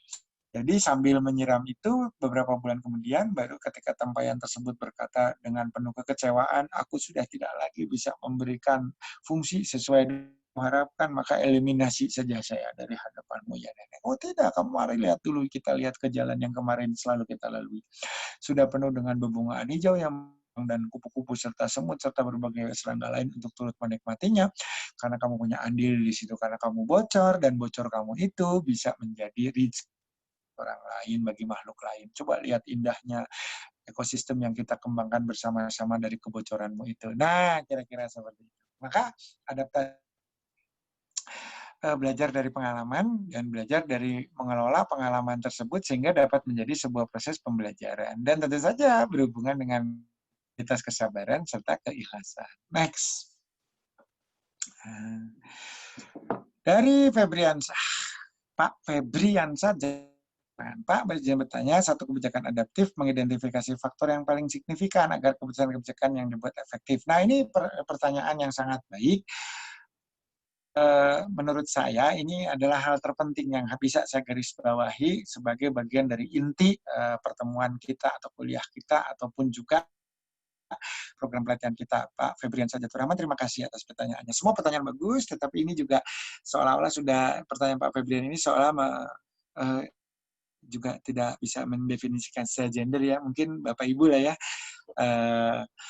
kan namanya umum, tapi kayaknya Bapak ya, Pak Febriansah. Nah, bagaimana kita punya satu kemampuan untuk mendevelop satu kebijakan yang adaptif sekaligus itu dibangun secara objektif rasional karena mampu mengidentifikasi faktor-faktor yang signifikan sehingga ketika keputusan atau decision itu dibuat policy kan itu efektif. Baik, ini memerlukan satu kemampuan untuk mengidentifikasi secara komprehensif. Artinya, kita bisa saja menguji KPI, Key Performance Indicator, atau tolok ukur objektif yang secara teoritis sudah banyak kita temui. Gitu ya. Indikator-indikator ini biasanya kuantitatif dengan skala ya semi kuantitatif misalnya, bisa dengan skala ordinal, tetapi juga ada yang kemudian memberi penilaian murni kuantitatif dengan pendekatan skala rasio. Silakan bebas-bebas saja, tetapi sebenarnya apapun yang kemudian bisa termaktub di dalam sebuah indikator objektif yang kemudian sifat partisipasi aktif sebenarnya belum bisa merepresentasikan secara holistik gambaran dari sebuah situasi dan kondisi. Kan itu baru merepresentasikan dari satu orang atau sekelompok orang. Tetapi kita pun memerlukan satu kewaskitaan kebijakan dalam konteks ini ya, pendekatan kuantum itu sering disebutkan spare. Block spare itu seperti bola. Block spare itu ketika kita menggunakan pendekatan qubit dibandingkan dengan menggunakan binary system yang tadi bisa memberikan semua kemungkinan dan semua punya probabilitas untuk menjadi sebuah kenyataan, kita tuh seperti punya sebuah ruang di mana kita melihat ke semua sumbu vertikal X, Y, belakang, depan, atas, bawah, kiri, kanan itu tanpa sudut. Artinya kita bisa menilai terlebih dahulu berbagai potensi yang akan terjadi di dalam rentang delta, di dalam konstanta yang disebut delta waktu. Ini nggak konsisten ya, konstanta kok delta gitu. Ya katakan di dalam delta waktu gitu ya, perubahan waktu ke depan akan terjadi, dan kita bisa mengeruk gitu ya, bisa mengekstrak, bisa menarik, menyedot berbagai data dari delta waktu ke belakang, karena delta waktu negatif kan, artinya dari yang sudah berlalu itu bisa kita akumulasi di hari ini, dan kemudian kita bisa berbicara secara paralel banyak garis di sumbu eksis gitu ya. Jadi kan kalau absis itu absis ordinat ya. Sumbu absis yang bersifat horizontal itu kalau kita berbicara di dalam konteks ruang bisa punya garis berhimpit gitu dari sesama garis yang ada di sumbu absis gitu. Misalkan semua mirip. Nah, itu kan berarti kita bisa punya multiple skenario gitu. Jadi apa saja faktor-faktor yang kemudian bisa mempengaruhi pertemuan koordinat absis dan ordinat di dalam blok spare kalau dari sumbu absis. Demikian pula yang di ordinat, karena semuanya punya bidang yang sama, yaitu bidang sagital, bidang yang mampung semua garis yang sama. Itu semua bisa dihimpun kalau kita berbicara blok spare. Pak, berarti banyak sekali data yang harus saya pelajari. Betul, tetapi kan kita juga bisa menggunakan sudut-sudut atau titik, bukan kita kan no edge ya, tetapi bisa menggunakan garis yang merepresentasikan wilayah-wilayah utama. Jadi ambillah mungkin tiga kiri atas bawah, 3 kanan atas bawah, 3 depan atas bawah, 3 belakang atas bawah. Dan inilah yang kemudian kita identifikasi. Apakah itu berasal dari KPI dari Key Performance Indicator yang sudah baku dan normatif, bisa juga dari pendekatan psikososial dengan yang namanya observasi secara mendalam, in-depth study gitu ya, pada sekelompok orang dilakukan FGD. Lalu kemudian juga kita melihat knowledge based management-nya, bagaimana sistem konstruksi pengetahuan kemudian kita gunakan untuk bisa memetakan sebetulnya apa yang tengah terjadi, apa yang dulu pernah terjadi, dan apa yang sekiranya akan terjadi. Kan itu. Nah, itu yang kemudian ketika digabungkan, kita bisa melihat sejauh mana seorang individu dan kelompok serta institusi dapat bersifat adaptif, fleksibel, dan tetap produktif di berbagai tekanan dengan dimensi yang berbeda-beda. Next, please. Pak, silakan, Pak. Ya, dari Pak Miftahul Huda. Bahwa New Ilm sesuai hukum alam, keseimbangan alam baru, betul.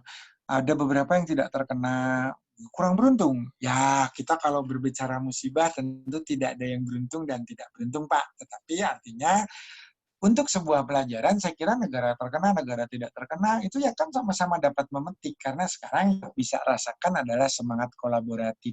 Kalau tidak ada tekanan seperti ini, di mana semua masalah, di mana semua negara, di mana berbagai populasi dan komunitas itu mendapatkan tekanan yang dapat dalam tanda petik membahayakan berbagai aspek. Ya kan kalau aspek kesehatan ya udah cukup jelas. Tetapi yang sekarang juga berkembang kan wacananya adalah aspek ketahanan ekonomi, ketahanan sosial, kemandirian energi, misalkan sebuah bangsa untuk mampu bertahan menghadapi badai pandemi, kan nggak semua, termasuk mungkin Indonesia ataupun teman-teman pengambil kebijakan fiskal di Kementerian Keuangan sudah mulai memikirkan gitu ya, bahwa apa yang harus kita kerjakan, instrumen dan strategi apa yang harus kita luncurkan, karena kita sudah mulai berhadapan ada suatu konsep di mana ketika satu organ sakit itu, kalau di dalam ilmu patologi itu ada satu kondisi yang disebut fungsiolesa. Ada beberapa fungsi yang tidak bisa dideliver dengan sempurna. Nah, kalau yang sakitnya itu adalah sebuah peradaban, kan bisa saja kemudian melahirkan fase transisi menjelang kesembuhan yang disebut dengan malais. Malais itu kan orang nggak bisa bergerak karena belum cukup kuat, masih lemah dan energi karena masih dalam proses pemulihan.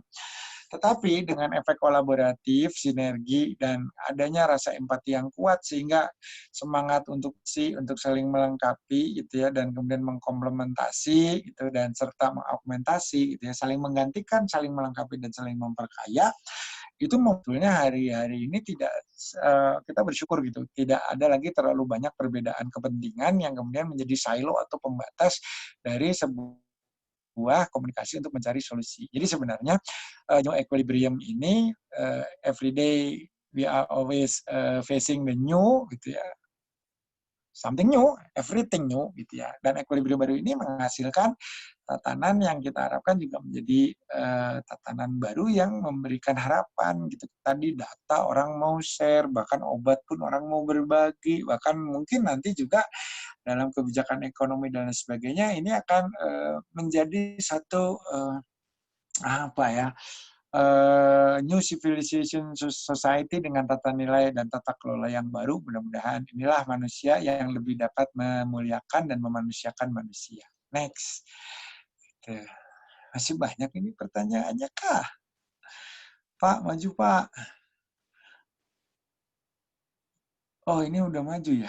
Oh iya, saya yang nggak lihat. Banyak banget ya. Setelah adanya WFH, LA, dan school from home, daya kreativitas lebih tinggi. Ya betul. Yang tidak terbiasa susah beradaptasi. Ah, betul Pak. Jadi memang di dalam sebuah proses transformasi, ya mungkin sebagian dari kita menyebutnya evolusi lah gitu. Perubahan gradual. Sebagian lagi merasakannya revolusi karena yang semula classical conditioning-nya dia bekerja di rumah, bekerja di kantor, dia bersekolah. Sebentar, sepertinya ada tamu lagi. Bisa saya ngintip dulu ya. Izin. Saya lanjutkan lagi. Maaf ya teman-teman dari BINS, dari Bank Indonesia kalau ada distorsi sedikit, nggak apa-apa ya, namanya juga salah satu akses dari metode pembelajaran digital. Nah baik, jadi kemampuan untuk beradaptasi sama ini dengan pertanyaan sebelumnya. Berbeda-beda karena tadi persoalan experience itu membuat learning curve kita punya pola yang juga berbeda. Apabila seseorang memerlukan effort yang besar untuk melakukan sebuah perubahan, maka otomatis biasanya motif untuk melakukan perubahan itu berkurang. Begitulah gambaran secara modelingnya. Jadi ketika seseorang merasa bahwa perubahan ini terlalu mahal gitu ya, jadi cost-nya terlalu tinggi dan ini kemudian membutuhkan banyak pengorbanan gitu, maka dia akan mempertahankan business as usual. Jadi ini sebetulnya bagian dari pengimplementasian sebuah teori di psikologi yang namanya teori Milon. Teori Milon ini sebenarnya simpel bahwa manusia itu pada hakikatnya cuman mengejar dua kutub. Yang pertama itu kenyamanan diri dan yang kedua, dan itu pasti dicari. Dan yang selalu dihindari adalah kutub yang satunya lagi, kutub yang berseberangan, yaitu kutub di mana ada lawannya dari kenyamanan, yaitu ketidaknyamanan, kesengsaraan, dan sebagainya.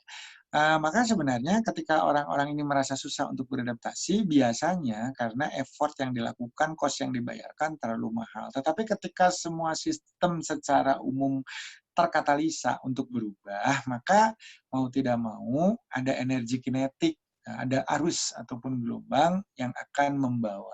Jadi perubahan juga akan dibantu. Kenapa? Karena akan ada kebutuhan faktual yang real, yang membutuhkan, yang konsekuensinya membutuhkan sebuah perubahan. Jadi perubahan adalah suatu keniscayaan, persoalannya adalah waktu untuk mau melakukan sangat bergantung kepada motif yang dikembangkan oleh pribadi yang bersangkutan.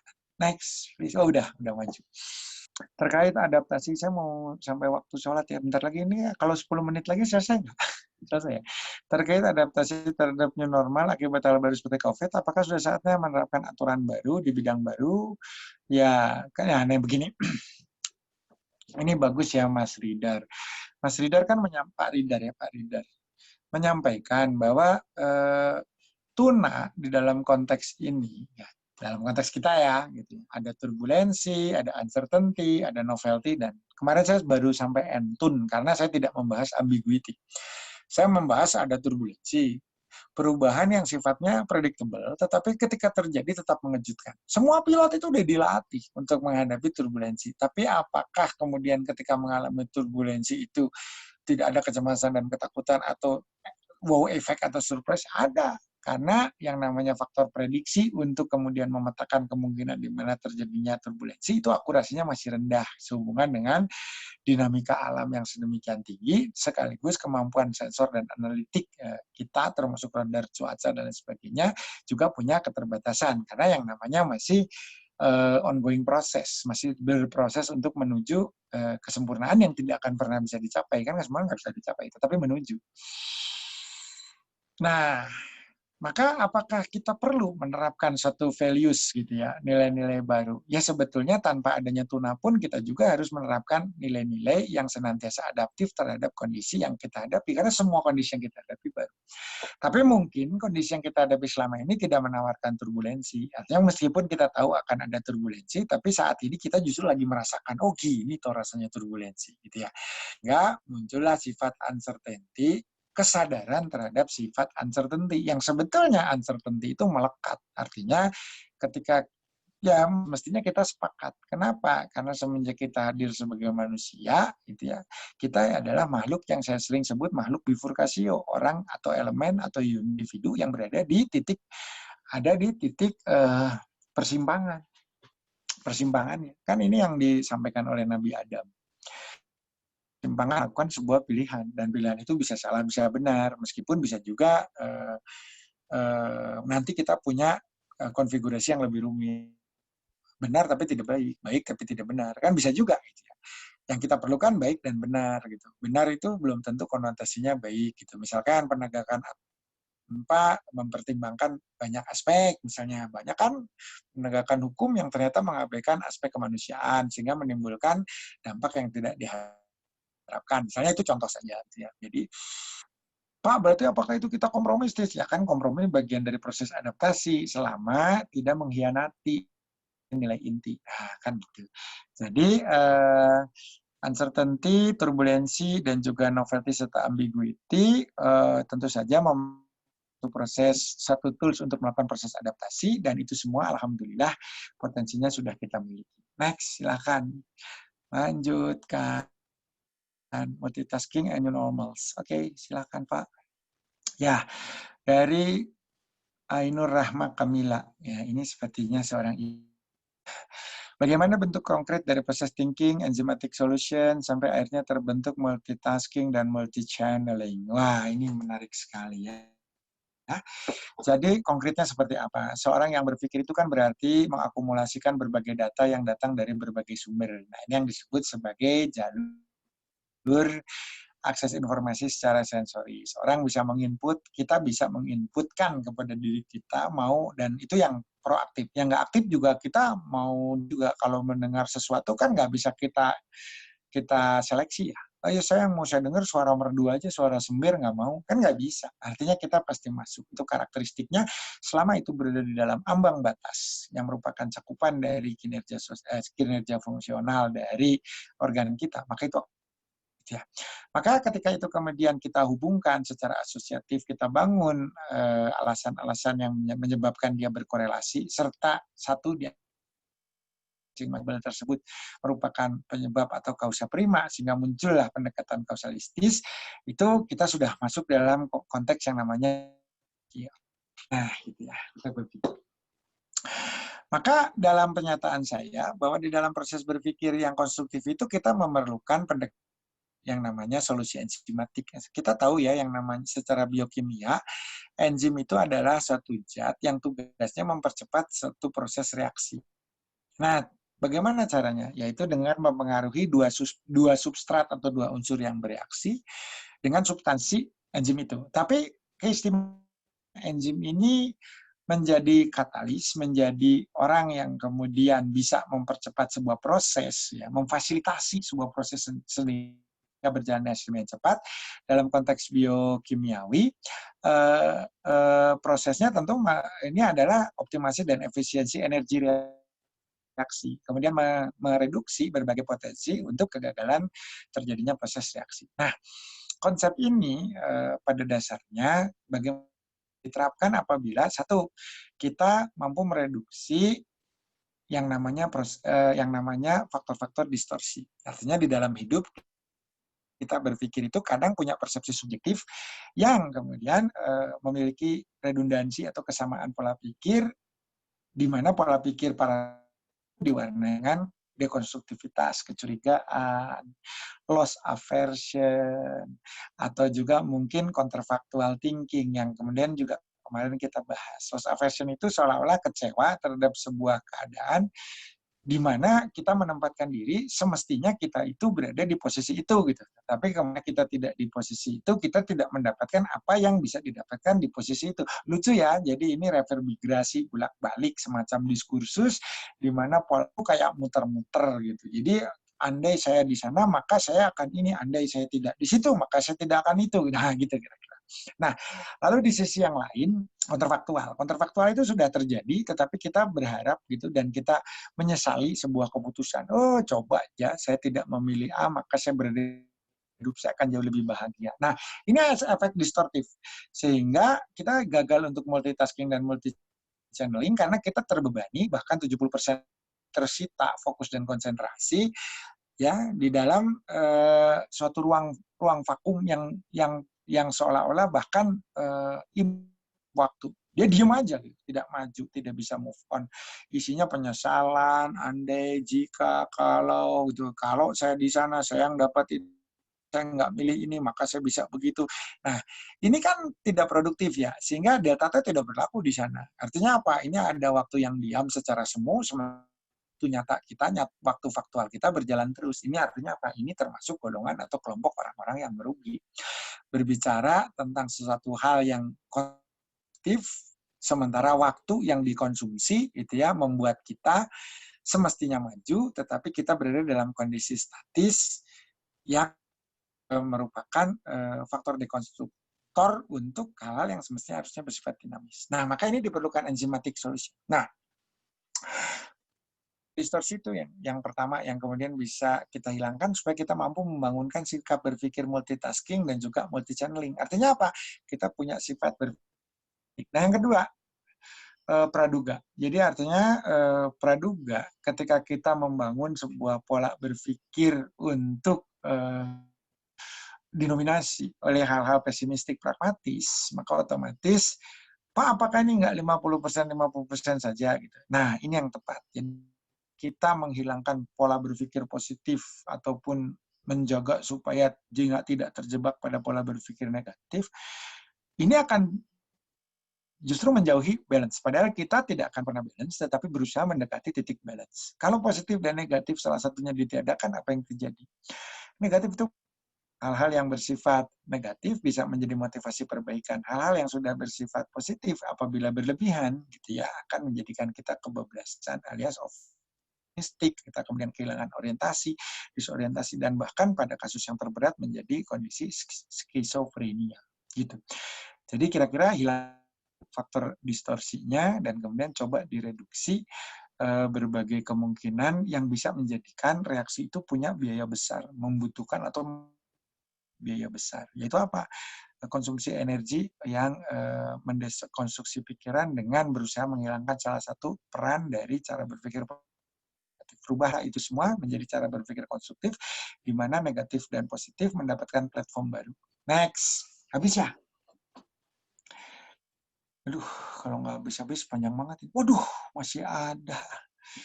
Secara nature, manusia hidup dengan multiperan yang menuntut kita bisa berpikir dan multitasking. Di tengah kondisi pandemi, tuntutan perang ini makin besar. Betul.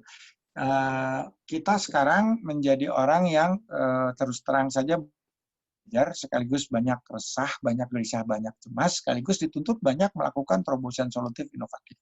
Saya yakin sesuai dengan kapasitas Bapak Ibu saat ini dia sebagai manajer, sebagai assistant manager, artinya memiliki kewenangan terhadap satu strategic business unit terhadap salah satu unit fungsional strategis yang tentu saja kebijakan apapun yang tercipta di dalamnya dan merupakan bagian dari rantai perintah akan memberikan implikasi, dan implikasi itu tentu bisa jauh ke hilir ya, artinya bisa sampai berdampak pada end user gitu. Siapapun end user ataupun klien kita, tetapi kita sudah berada di dalam satu posisi di mana impact itu pasti akan dirasakan dari setiap kebijakan. Terlepas dari itu, kita pun adalah di mana individu ini punya tanggung jawab personal, punya personal relationship, punya keluarga, punya cinta, dan punya hidup yang harus diberinya makna. Kan gitu ya, maka nggak sesederhana yang kita duga.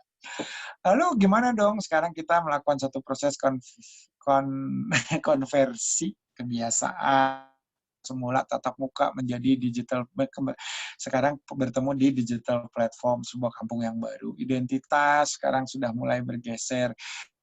Itu barangkali ini juga ada satu hal yang cukup unik ya. Dulu orang melihat appearance gitu ya, kadang melihat casing dibandingkan dengan konten. Dengan digital saya merasa ada apresiasi yang berbeda loh, karena kadang orang begitu bicara, ngomong nggak begitu bisa ngelihat orangnya, tapi bisa merasakan apa yang disampaikan, sehingga informasi secara semiotika yang dibalut dalam jenis bahasa yang pada akhirnya melahirkan pendekatan semantika, itu akan lebih kuat influence-nya dibandingkan dulu kalau kita ngelihat orangnya. Ngelihat orangnya nggak meyakinkan, kita tuh kadang udah untrust gitu, sudah distrust. Nah, maka bagaimana supaya kita tetap waras gitu di tengah banyak tekanan. Jadi sebetulnya kita jangan pernah meragukan kemampuan adaptif dan resiliensi kita.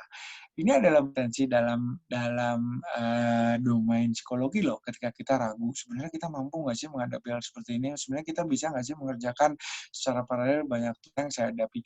Terus terang saya menghadapi hal yang sama loh Mbak Tika. Karena apa? Dengan adanya kita perubahan komunikasi ke platform digital, seolah-olah di satu tempat tetapi juga harus melayani gitu, dan harus menghasilkan produk di banyak tempat secara paralel. Kenapa? Ini Zoom aja gitu ya, atau NetMeet, berbagai platform lainnya itu bisa ngejejer gitu.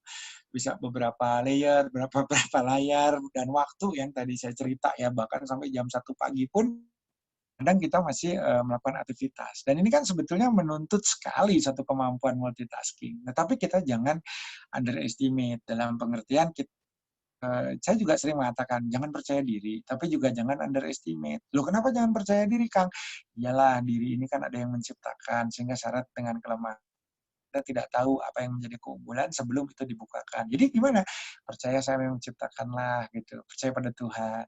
Nah, representasinya kita jadi mensyukuri nikmat yang telah Tuhan berikan berupa optimasi dan mendayagunakan. Itu satu.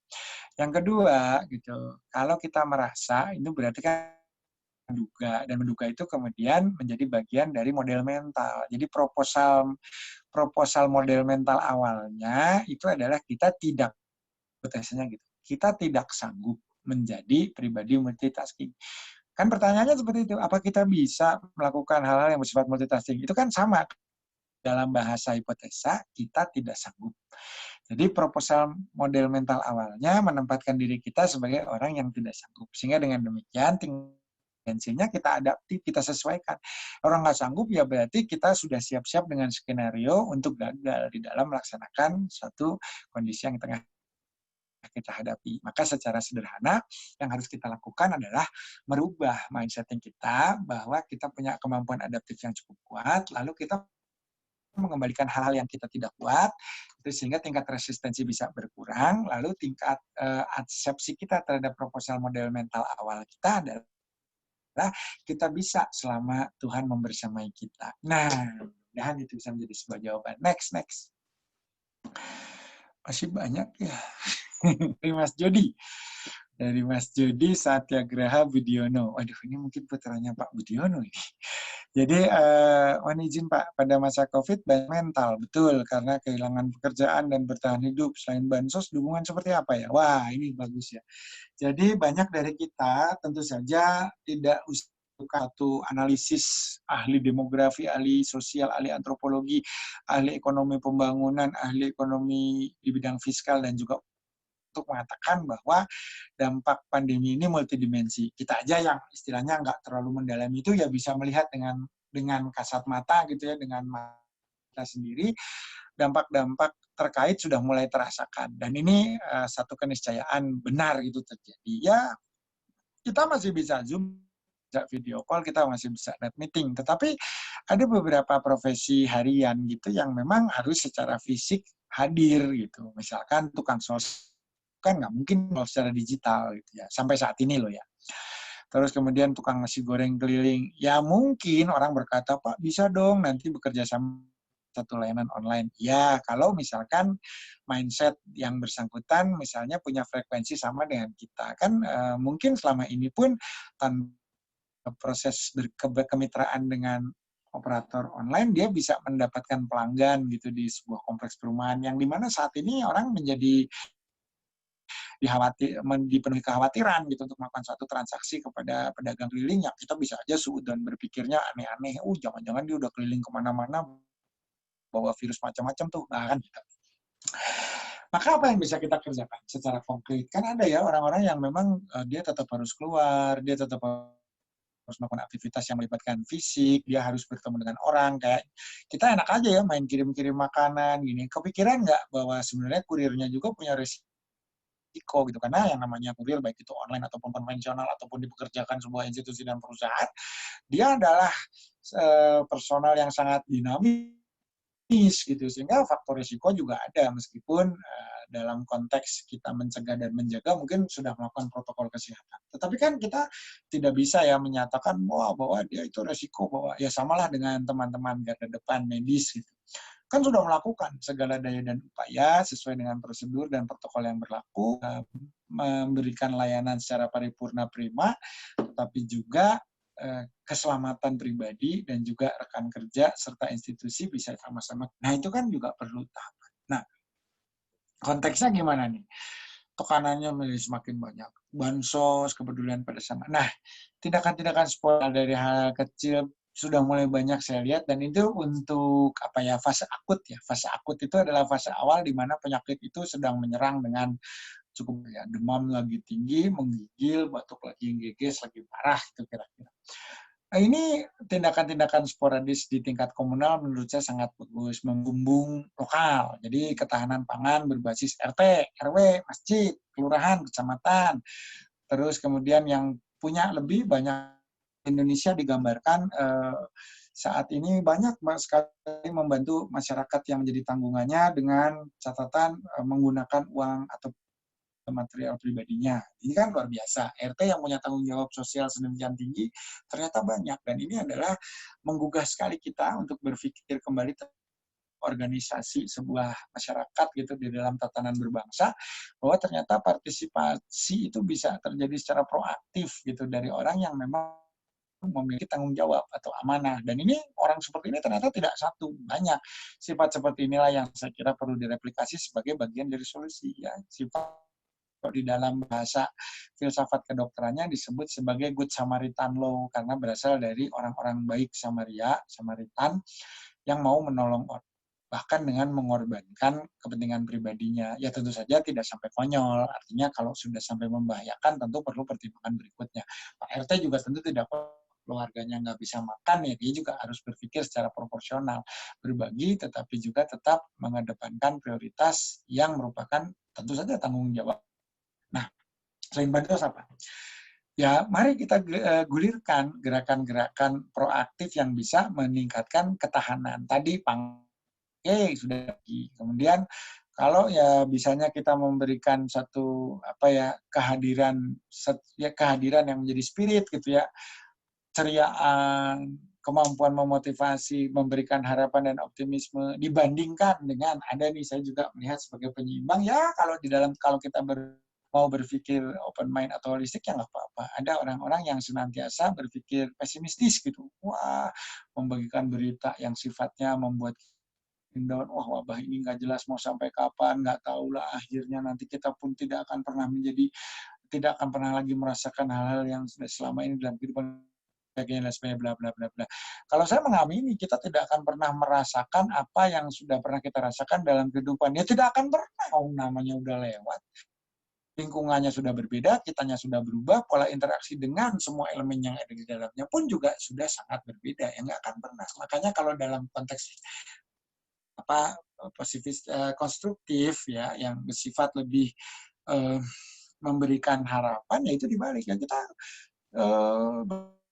bersemangat dong untuk menghadapi sesuatu yang baru, kebaikan-kebaikan yang akan datang, pola-pola interaksi yang akan memberikan satu nilai tambah, seperti itu. Itu yang nomor 2. Nomor 3, kalau lebih konkret lagi, ya yang dibutuhkan apa? Ketahanan pangan sudah, ketahanan psikologis sudah, ketahanan kesehatan sudah diatur, ketahanan ekonomi, ya kita dorong berbagai new model of business atau small business enterprise dengan strategi baru yang kita bisa bantu. Kalaupun kita nggak bikinin, kan kita belilah produknya. Selama kita masih punya gaji, kita punya kelebihan, ya kita bisa dengan partisipasi aktif. Ada orang ya sekarang misalkan banyak rumah tangga bikin selai sendiri, bikin sambal, dia jual-jual, dia bikin masak, dijual. Istri seorang artis di Jogja misalkan punya brand gitu, rumahan, ya saya nggak tahu ya, ketika orang sudah mulai berani mempublikasi dan sosialisasi atau dihilirisasi, tentu sudah ada modal awal, setidaknya mungkin enak untuk dikonsumsi. Nah, inilah yang perlu kita dukung gitu ya. Kalau perlu kita mengajib gandhi, ada swadesi, swadaya, swakelola, sehingga akhirnya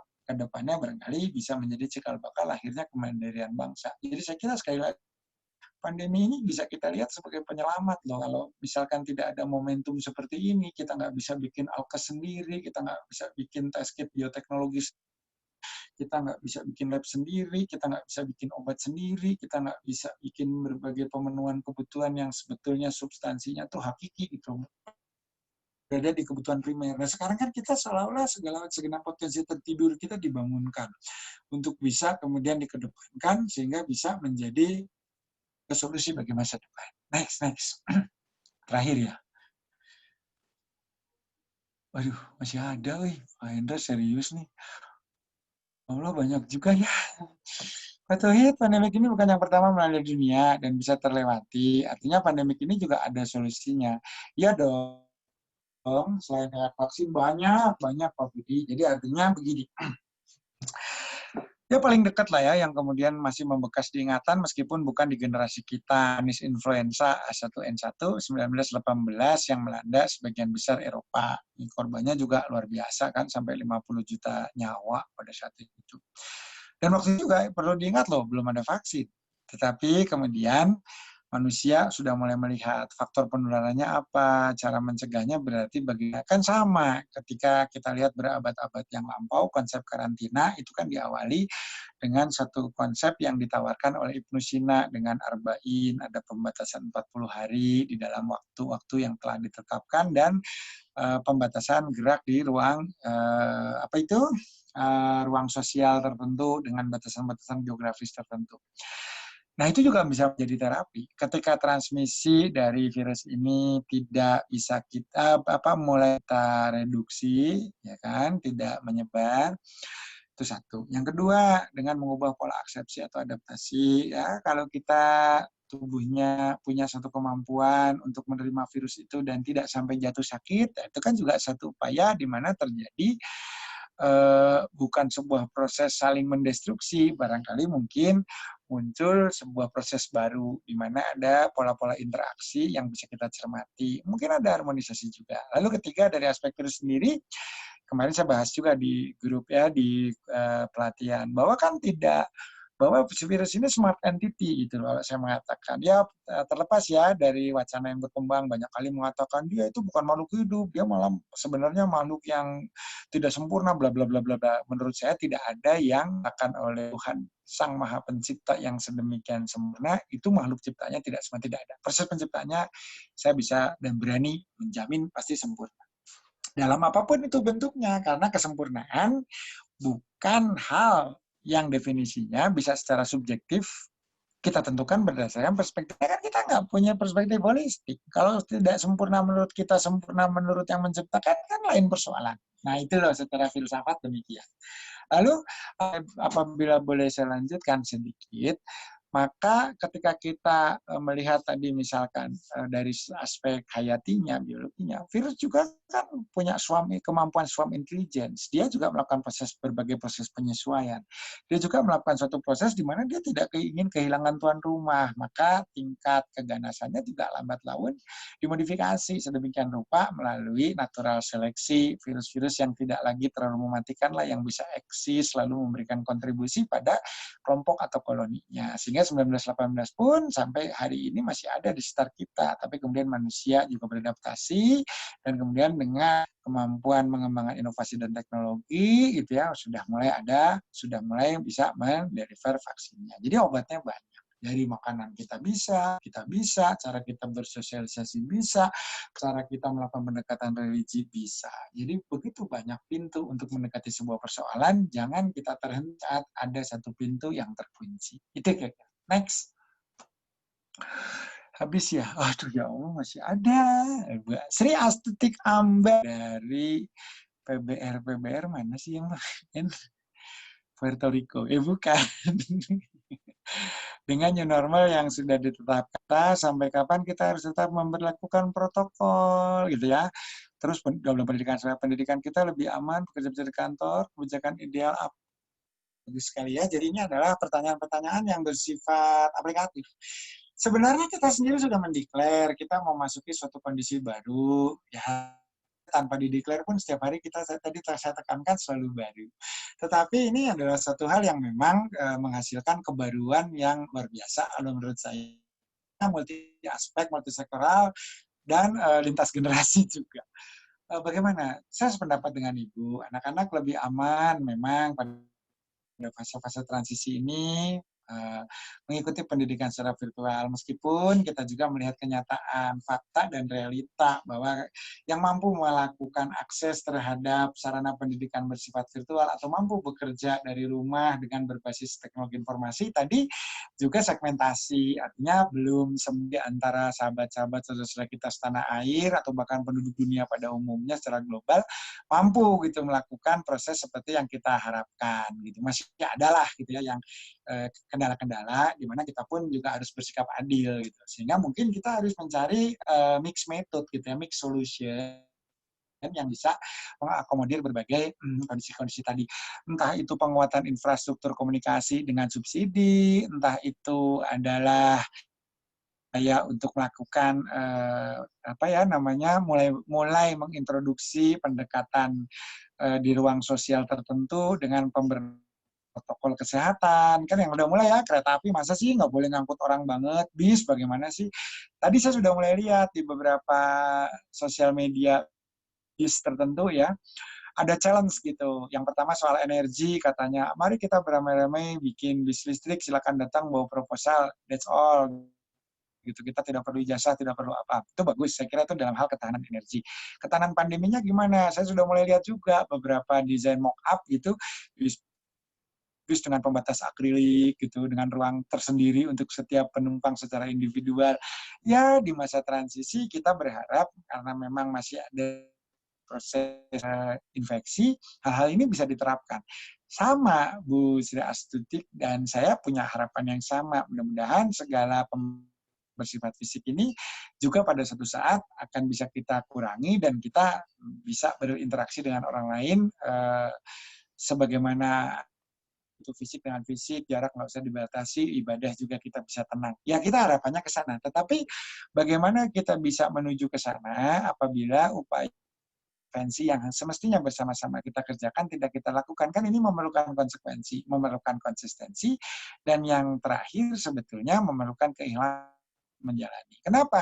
Karena kalau tidak konsekuen dan tidak konsisten, maka ya otomatis di saat secara kita belum memiliki alternatif yang cukup memadai gitu ya, seperti tadi perlunya vaksin dan obat, itu kan sedang berjalan. Tetapi yang bisa kita lakukan sekarang adalah berbicara di dalam hal mengelola transmisi. Kan kita juga berharap virusnya semakin bersahabat, tingkat virulensi atau keganasannya semakin berkurang. Tetapi itu kan juga dia memerlukan waktu. Gitu ya. Terus di dalam waktu transisi inilah titik paling krusial dalam kehidupan. Mari bersama kita belajar beradaptasi supaya kita bisa mengoptimasi potensi dari delta karuniakan dan kita akan mendapatkan banyak pelajaran dan kebaikan. Next, sekarang topik leadership. Ini mau bisa sampai sore ini ya nggak apa-apa. Kita teruskan dari Bapak Makfur. Faktor apa saja yang memungkinkan keberserahan pada hasil berjalan bersama dengan maksimalisasi ekspektasi? Ini leadership spiritual sekali ya, jadi sangat bagus Pak Makfur, saya berterima kasih atas pertanyaan yang Bapak berikan. Jadi begini Pak, ini kembali ke cerita Sisyphus ya, karena tadi kemarin itu saya juga spontanitas menjawab salah satu pertanyaan, saya melontarkan satu metafora gitu ya, analogi kita dengan cerita mitologi yang ditulis oleh Albert Camus tentang tokoh Yunani anak dewa namanya Sisyphus yang kerjanya dorong batu, gelinding lagi, dorong lagi, seolah-olah tidak pernah berhenti. Lalu bagaimana kita bisa berserah atau ikhlas menerima hasil kalau kayak gitu, sementara kita tahu hasil pernah ada di kurva optimal, dia tidak pernah berada di titik paling optimal dari sebuah kurva, pasti akan turun, pasti akan jatuh, terus kita kesel gitu ya. Kalau gitu kan awal nggak usah melakukan sebuah upaya, yang kita lupa bahwa sebenarnya upaya itu kita meliputi 3 hal sekurangnya. Ya, saya hanya ingin memetakan, apakah Sisyphus sia-sia? Satu, saya jawab tidak. Kenapa? Meskipun upaya ini kemudian berulang, gitu ya, berulang kan, bolak-balik. Tetapi sebetulnya ada jarak yang ditempuh, betul kan? Ada 2 titik yang dia hubungkan. Artinya sebetulnya dia tidak statis, dia sangat dinamis, dia berada di fase-fase yang bagaimana quantum state tadi. Dia boleh berada di titik bifurkasio, di mana dia bisa berada di A sekaligus bisa berada di B, tetapi dia sudah mengambil sebuah keputusan tegak, dia akan sekaligus berada di A dan juga dia berada di B secara linear bersama proses yang dijalani. Itu yang harus disyukuri. Jarak yang diakumulasi A ke B, B ke A. Jadi jarak S plus S aksen, itulah prestasi kita. Jadi jarak. Sama ketika kita ventilator, kebetulan saya terlibat juga di dalam tim yang mengembangkan ventilator nasional. Ada seorang sahabat namanya Dr. Ronggo, cerdas sekali. Lah. Dialah principal investigator. Ketika berbicara tentang flow, tentang aliran udara, gitu, dan juga tentang volume, tentang punya satu rumusan yang saya kira dia baca ya rumusan ini, dan dia memodifikasi dengan pendekatan pribadinya yang tadi saya bilang genius. Dia bilang sebenarnya kan ketemu dengan resisten alias flow dikalikan dengan resisten, maka kita akan mendapatkan yang namanya pressure gradient. Di situ saya tengar-tengar, oh iya ya, ketika ada sebuah perubahan itu kan aliran. Kemudian bertemu dengan hambatan. Perubahan yang senantiasa bertemu dengan hambatan, apapun itu, namanya juga di alam, ada kolom friksi dengan daratan, ada orang yang menghalangi di tengah jalan, you name it, gitu ya. Whatever, dimanapun, kapanpun, tentang apapun, ya kan, ketika kita kemudian menemukan sebuah hambatan, apakah aliran itu kemudian akan terhenti, gitu ya kan? Flow kali resisten pada akhirnya akan menjadi pressure yang bersifat gradien. Tekanannya saja yang kemudian akan berubah-ubah. Dan kemampuan kita kemudian untuk mengendalikan tekanan itulah yang akan membedakan.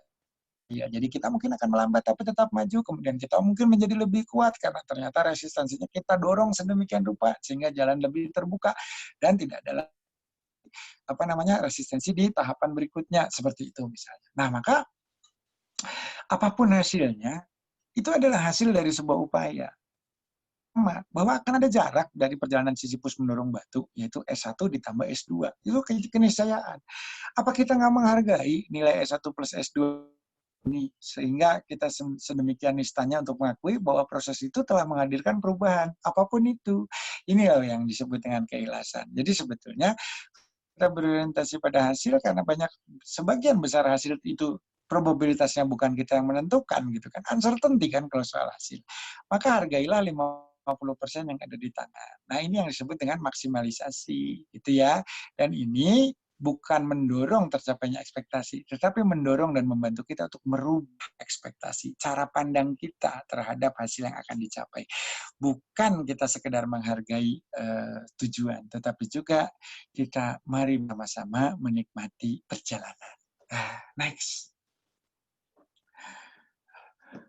Waduh, masih ada ya. Nah, ini dari Pak Adrianus Pramudito. Pak Adrianus Adi, terima kasih. Bagaimana sebagai leader, pemikiran ide yang baik kita miliki dapat kita sebarkan dan mempengaruhi orang-orang di sekitar kita agar terjadi harmonisasi yang terorkestrasi. Wah, bagus sekali ya pertanyaannya Pak Adrianus Adi. Tentu saja, Leader itu bukan sekedar memiliki satu kearifan dan kebijaksanaan dalam merumuskan sebuah kebijakan. Dan itu tadi kita sudah sebutkan prasyaratnya. Kita bisa menjadi seorang pemimpin bijak. Ya, saya sering sekali menyatakan pada beberapa diskusi, forum diskusi, begini. Ada beberapa definisi atau terminologi yang bahkan bisa kita jadikan kualifikasi gitu ya. Baik satu hal gitu. Baik itu kita kalau definisi jelas lah ya, melakukan suatu perbuatan produktif yang saya kira bisa memberikan kebermanfaatan bagi orang lain itu baik. Dan baik itu bisa dua arah, baik bagi diri kita sendiri, baik bagi orang di sekitar kita. Begitu. Lalu kemudian ada definisi lain yaitu bijak. Artinya ketika kita mengambil sebuah keputusan untuk mendeliver sebuah kebaikan, kita mempertimbangkan banyak hal, banyak lapis dan juga berharap banyak memberikan dampak pada banyak kalangan. Itu bijak. Dan kemudian memikirkan ekses yang dapat ditimbulkan serta antisipasi bagaimana mengatasi apabila ada hal-hal yang kemudian terjadi sebagai dampak ikutan. Gitu, itu bijak.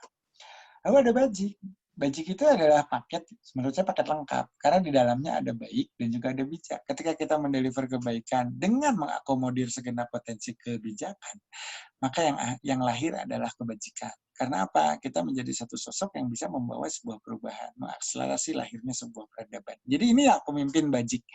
Saya ingin memperkenalkan konsep pemimpin bajik. Selama ini mungkin pemimpin wisdom sudah, artinya pemimpin yang bijak. Good leader sudah, gitu ya. Good commander sudah militer dengan segala konsekuensi dan responsibility. Tetapi pemimpin bajik itu adalah pemimpin holistik. Jadi artinya yang termaktub di dalam bijak, yang termaktub di dalam baik, ada di dalam bajik. Nah, bagaimana? Pertama, luruskan niat. Ketika kita tidak punya niat eksploitatif dan berorientasi pada motif untuk mengambil sebuah keuntungan, karena apa? Nanti kelihatan kebijakannya itu subjektif dan orang juga langsung ngerasa ini kan untuk kepentingan dia kali, bukan untuk kita juga. Nah, itu ya.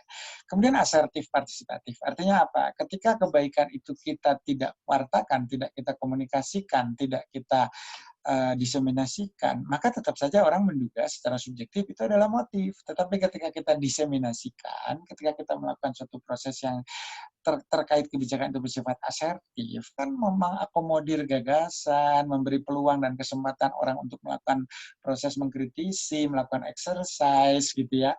Terus kemudian tadi bisa mengakomodir berbagai pendapat yang mungkin memang dalam kondisi nyata jauh lebih baik dari kita.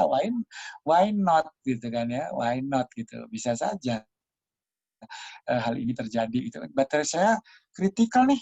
Hen, 30 detik lagi. Sebentar, saya harus berpindah mencari charger. Sebentar. Sorry.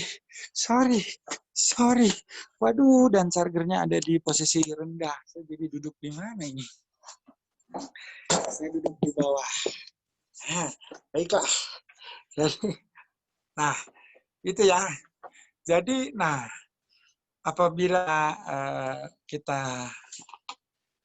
apabila kita tadi melihat bahwa yang pertama kita harus meluruskan niat bahwa ini untuk kebaikan bersama, bukan hanya untuk sekedar kebaikan kita. Satu. Yang kedua, mari kita bersikap asertif sehingga melibatkan dan mampu mengakomodasi peran serta partisipatif ya dari tim kita atau dari orang-orang yang menjadi sasaran kebaikan. Jadi artinya kita ini bukan Tuhan yang kemudian serba maha sehingga tahu mana yang baik untuk orang lain, tidak. Kita harus melibatkan partisipasi semua pihak yang terasosiasi dengan proses ini secara berkesinambungan, sehingga juga akan melahirkan sense of belonging terhadap program yang nanti kelak digagas dan akan diimplementasikan. Kemudian yang ketiga, gitu ya,